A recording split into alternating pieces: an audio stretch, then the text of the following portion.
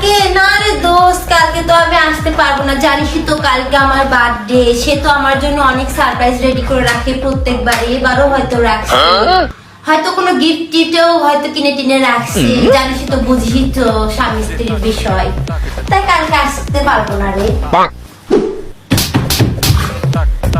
কালকে না রে দোস্ত, কালকে তো আসতে পারবো না, জানিসই তো কালকে আমার বার্থডে।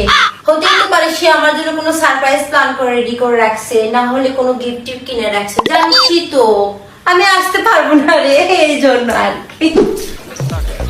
কালকে না রে দোস্ত, কালকে তো আমি আসতে পারবো না, জানিসই তো কালকে আমার বার্থডে, সে হয়তো আমার জন্য সারপ্রাইজ রেডি করে বুঝছি, রাখছে। আমি তো জানি তোমার কালকে বার্থডে, কালকে তোমার জন্য সারপ্রাইজ প্ল্যানও করে রাখছি, আবার অফিস থেকে ছুটিও নিয়ে রাখছি।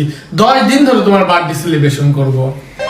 হ্যাঁ, আমি তো জানি তুমি কখনোই আমার এই সারপ্রাইজের কথা ভুলবা না, আমার বার্থডের কথা তো তুমি কখনো ভুলতেই পারো না, এই তো দোস্ত নিজের কানে, তো এই জন্য